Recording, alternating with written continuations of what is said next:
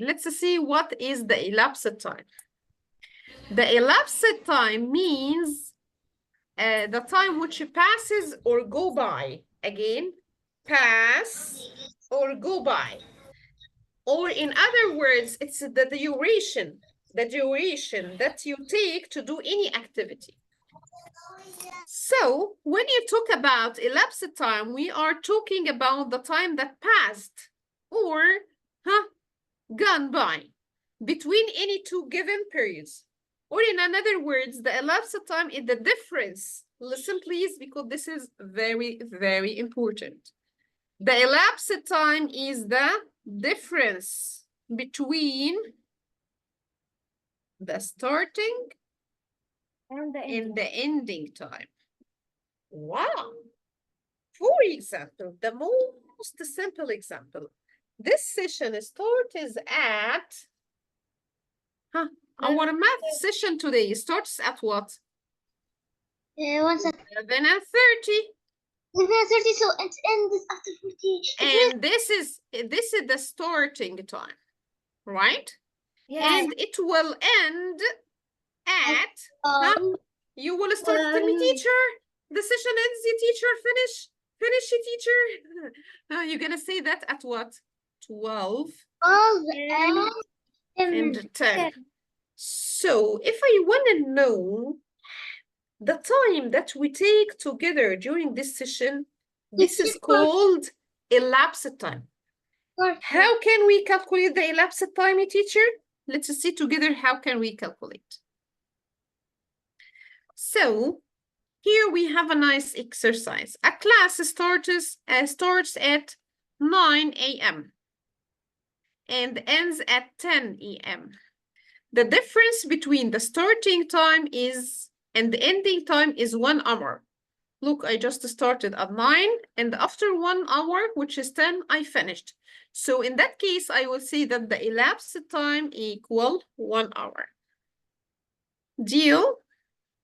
Deal.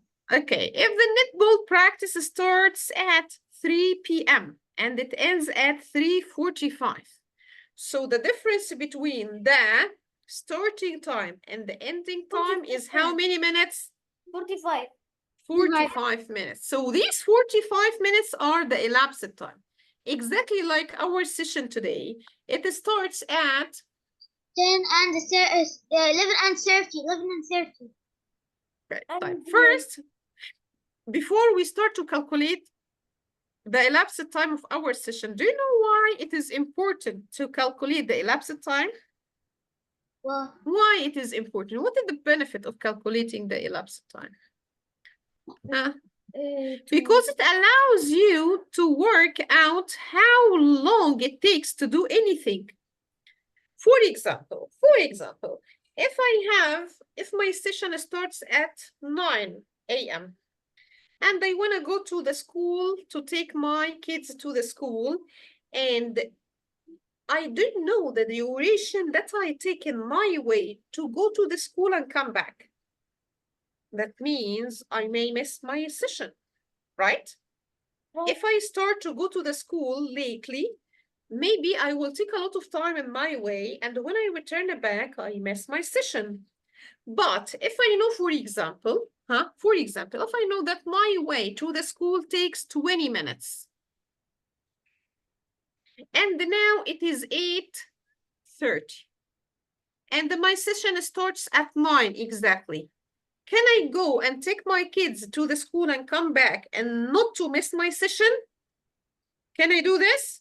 Oh. I will say yes, because I just will add this 20 minutes to 8:30. It means I will be home again at 8:50. I still have extra 10 minutes before the session starts, no problem. But what if the time was 8:45?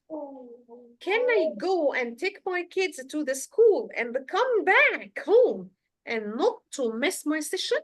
Can I do this? No.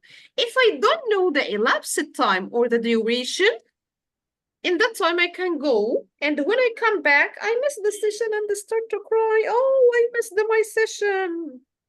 This is my fault because I didn't calculate the elapsed time. So in everything in our life, it is very important to know the elapsed time or how long the activities take time. So we can organize our work. Okay?